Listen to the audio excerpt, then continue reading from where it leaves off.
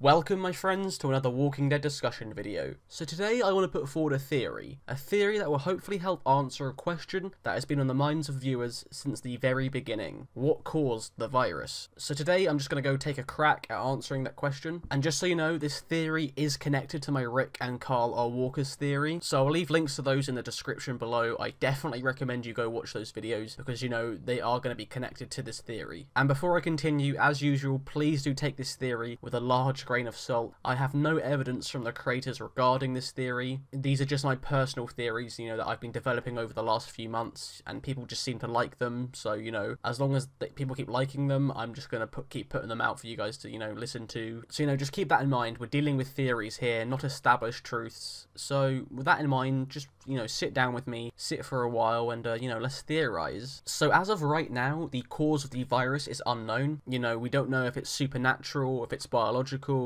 if it's the wrath of God. But me personally, I think the Walker virus was man-made. I believe that the Walker virus was developed by a scientific organization of some kind, either government-run or privately run, and that the purpose of the virus originally was to make the human race immortal, you know, or at the very least make a small selected part of the population immortal, you know, for whatever reason. Now this, of course, didn't go to plan. What the scientists ended up creating was a version of what they wanted to create, but an extremely aggressive and fast-moving version of the virus, you know, that was attracted and wanted to attach to human life. Now, the purpose for the virus when created was to attach itself to the human brain and nervous system, and then from there it would lay dormant until the human died, and then it would activate and resurrect the human. Now, so far this sounds pretty much, you know, like how we know the virus works. Obviously, a much twisted version of that. You know, I think the plan for the virus, you know, was to reboot the human body by putting the deceased human into, you know, some kind of incubation-like state, and over the course of a few days the virus would fully take over the body and the brain and the nervous system, and then by doing this the human's brain and body functions would be, you know, regenerated after death, and therefore the human would come back just as like they were before they died. The only difference in the human now is that the virus was responsible for running the body, and the virus is responsible for keeping the body online. Again, this is essentially what we see with the Walkers, only with the Walkers this has gone terribly wrong. In the case of the Walkers, the virus has only regenerated their brainstem, just enough to keep the body up and moving, but unable to run the rest of the body. Therefore,